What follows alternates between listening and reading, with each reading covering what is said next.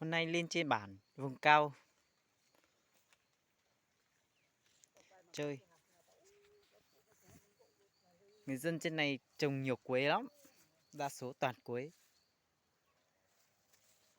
Đây là một cái đồi keo. Đường khá là xấu. Nhìn thế này thôi, trông rất là dốc luôn. Toàn đá. À đây rồi. Đây là bà con đang hái chè. Rất nhiều chè. Toàn chè to thôi. À, đây bà con đang hái chè đây. Bây giờ đi ra nói chuyện với bà con một chút.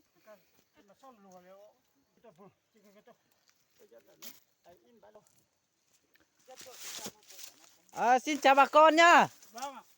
Ai đây? À cháu à? Vâng, hôm nay lên trên vùng cao này để chơi. Vâng, cháu đi đâu đây? Lâu rồi, trước đây hẹn lên trên này 1 năm để chơi. Nhưng Vâng. mà lúc trước lên là chưa thấy đồi chè này. Bây giờ, lên trên này thấy đồi chè to thật đấy. Vâng, chè đấy là chè của ông ạ. Vâng. Ông hôm nay ông hái chè. Vâng. Chè xuông đấy, chè này là chè đẹp. Các cháu ơi, đây này, ông đang hái này này. Chè này công nhận tốt thật. Vâng. Ông ơi, Vâng. chè này tên gọi của nó là tên là gì đấy chị ông ơi? Cái chè này là gọi là chè búp to, chè lá to. À, Chè này là ở đây không có đâu cháu ạ. thế nguồn gốc của cái loại chè này là ở đâu về hả ông? Cái chè này là năm 90, 91 đấy thì ông đi lấy giống ở Suối Giàng. À, ở Vâng. Suối Giàng. Ông đi lấy giống ở Suối Giàng về trồng. Cái chè này trồng là được từ năm 91 rồi. 91 là bây giờ là hơn 20 năm rồi ông nhỉ? Vâng. Chè này rất là to. Vâng. Mà bây giờ nó khó lắm vì cái chè này là phải trèo lên lại xuống cháu ạ. Cho nên nó khó hái lắm. Thế tại sao cái chè này từ lúc cháu vào ở cái chỗ đầu bản bên kia ấy thì thấy mấy cái chè bé bé thôi, thấp bằng đầu gối của mình thôi, còn ra đây thì thấy đồi chè của mình này thì sao lại cao to thế nào không? Vì cái chỗ cao này là thế này, cái loại chè này là nó không để thấp như cái chè trung du được cháu ạ.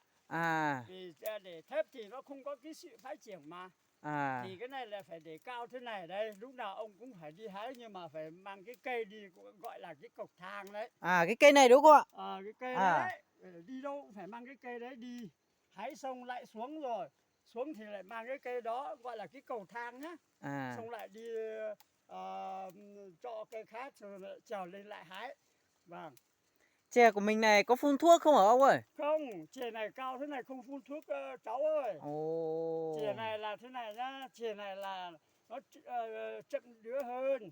Mỗi một năm là nó chỉ hái được khoảng 4 đứa thôi. 4 lứa thôi. 5 đứa thôi. Mà chậm đứa lắm thì không có phun thuốc, không bón phân. Nó chỉ lên và hái như thế này đi bán thôi. Vâng. Bây giờ là trèo lên cây chè cổ thụ này. Vâng. Bút đẹp thật sự luôn. Đây. Vâng, bút đẹp lắm. Đây, ông hái như này này. Ông hái non thật. Mấy lá đấy đây ông ơi? có 2 lá 1 bút thôi. 2 lá 1 bút thôi. Vâng. Phải gọi là như thế này thôi đúng không? Vâng. Phải tầm thế này thôi. 2 lá 1 bút. Họ mang về uống họ mới bảo ngon. Thế chè này là ông bán bao nhiêu tiền 1 cân hả ông? Cái chè này ở vùng mình còn có ít quá thì bán không được nhiều đâu cháu ạ. Của mình thì ở đây mang đi bán ở dưới kia, ở cái nhà sau bon họ mua về sau uống và sau buôn bán thì họ chỉ mua 12, 13. 12, 13. Vâng, 1 cân thôi, 100, 200, 3 1 yến thôi. Vì chưa có nhiều, nó không bỏ người ta mở nhà máy. Đấy. Thế là tương đối chè này là đắt đấy ông nhỉ? Vâng, đây. So với ở vùng này là hái rất là non luôn. Vâng, đây, ông thì mang cái bao bé thôi. Hái xong thì lại đổ vào cái bao to. Còn các bà thì họ không quen mang cái bao thì họ mang cái bè. Đúng rồi. Cái chè này cao lại như thế này thì chắc chắn là mang bao rất vướng đúng không ạ? Vâng, đúng rồi. Phải mang những cái túi nhỏ hoặc là đèo những cái bề như này này. Vâng. Đấy. Đèo những cái bề như thế này. Vâng. hái cho nó dễ đúng không? Vâng. Có rừng cây như thế này này. Bằng cái cây thế này. Đến cái cây như thế này là chúng ta phải bắt cầu lên này. Bắt cầu thế này. Xong trèo lên. Trèo phải cẩn thận đấy, không có là trượt chân ngã. Đúng rồi. Thời tiết này là nó cũng không ủng hộ, nó đang mưa rào. Thế này thì cầm cái ngọn mà hái thế này. Này. Đây. Đấy. Người ta hái chè là hái như thế này. Vâng. Đấy. Cái này là cái mà còn hái được. Cái mà nó cao lắm rồi mà mình thò tay không tới cái ngọn nó rồi. Gọi là phải tỉa đúng không? Mình phải tỉa. Lấy dao thế này này. Lấy dao thế này này. Đấy. Cầm cái ngọn tỉa thế này. Đấy. Này. Đấy. Mang xuống như cái đống này này. Đấy. Đấy. Đẹp thế này mà. Đúng rồi không? Người ta bảo cao quá thì không thò tay đến ngọn rồi thì phải tỉa lấy cái cành đó. Hái thế này. Đấy. Cháu có bao giờ được hái chè này chưa cháu? Cháu chưa, đây là lần đầu tiên cháu thấy đấy ạ. Thế à? Thế thì chắc là cháu ít lên trên vùng cao lắm. Đúng rồi. Vâng, đây này. Đấy này. Xong là bỏ vào cái túi như thế này này. Vâng. Đấy. Được nhiều thì mới đổ vào cái bao tải đỏ như này này. Vâng. Xong là mới đủ chuyến thì mang về nhà. Vâng. Cháu ạ. Phải mang dao này, lại phải mang bề này, lại phải mang bao này. Đấy.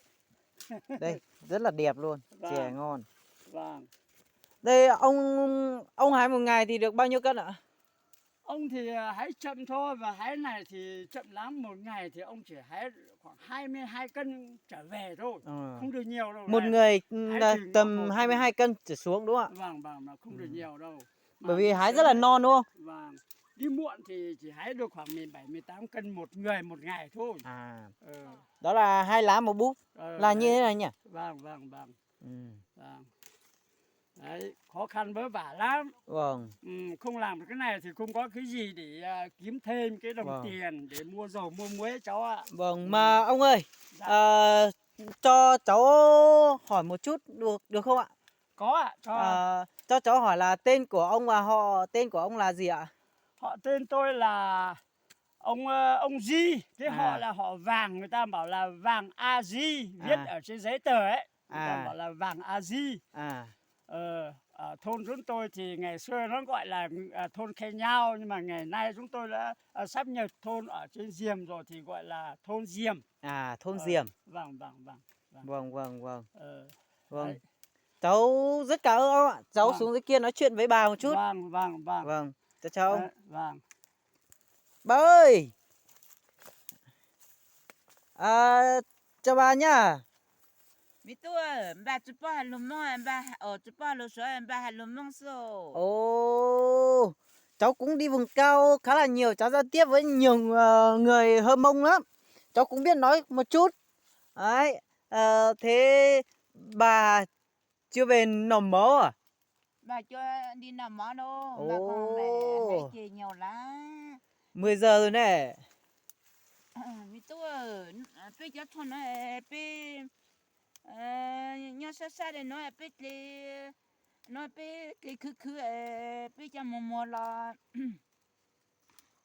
tôi chỉ làm cái hay ít giờ để như là ít bộ ở để sẽ bây giờ thôn nó giờ bây ổn định giờ bây tụi giờ giờ nuôi gì hơn đời mò nông thôn đó khi yang cho lúa cho bây giờ là làm một hình cổ xong nữa nhớ để bây tiếng là này xong để để xong để chỉ là để xong để muốn chỉ là bây để有过了难道就只了还过了叫有人找人真了还叫一想噻路对路去播muốn到播有在这比较穿了有两个入门类似咪多. Ồ, thế nhà bà có bán cái cây chè cổ thụ này không ạ?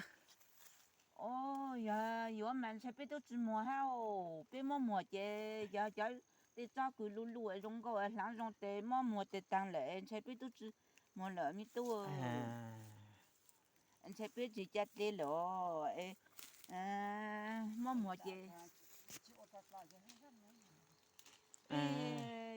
lo tê lệ bị tao khổng tao lo ha muốn chỉ phải phải yêu anh nó ha bị tao bị tiền cái ô cái luôn nó ha cái luôn nó ha cho thôi nó bỏ tại mua chuột thì số chỉ vô lại nó bị tính lúa是lấy熊lúa熊lấy熊lúa熊是哦có nhớ thì tuần này mi tu Hà Nội ạ. Cháu này, cái này là chúng tôi không phun thuốc cỏ tạp. Chúng tôi chỉ phát thế này. Đây, phát này để cho nó quang. Cái ngọn lá này nó kéo xuống thì nó làm phân cho gốc cây chè thôi. Không bao giờ phun cỏ tạp. Thảo nào toàn thấy gốc cây là gốc cây to. Đấy. Mà là không thấy cỏ chết. Vâng, cứ phát này thôi. Thì phun cái cỏ tạp thì nó quang thật nhưng mà cái chè nó không đảm bảo chất lượng. Đúng rồi. Đấy, thì phải phát thế này. Đấy, năm nào cũng phải phát 1-2 lần như thế này. Đấy.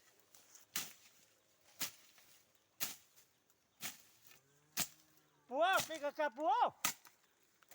Cái cà cho nó đâu tao cái hốt tao cho nó đâu tao sát cái xe ăn nó tin nó thằng gì ta.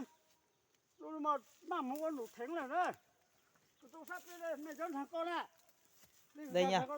Đồi chè của ông rất là nhiều luôn. Vâng. Ông còn trồng xen canh đó là mấy cây quế đó, cây quế to thật sự. Vâng. Đây, bên này là một đồi quế luôn nhá. Vâng, đúng rồi. Rất nhiều quế luôn. Vâng. Ông trước kia ông cũng dùng nhiều quế đấy cháu ạ. Vâng. Cái này là cái ít thôi, cái nhiều thì ở cái đồi khác thôi. Thế à? Vâng. Cái này dùng được 10 năm rồi đấy. 10 năm rồi. Vâng. Quế này 10 năm. Vâng. 10 năm thế này là cũng khá là phát triển nhanh đấy ông nhỉ? Vâng. Ôi già rồi cứ không biết làm cái gì thì cứ làm cái này để kiếm sống thôi. Ôi các cô nó dùng cây thể. Ôi. Ủa, bây giờ tao sát lên cái dưới một nó xù. Đấy tao chiếu.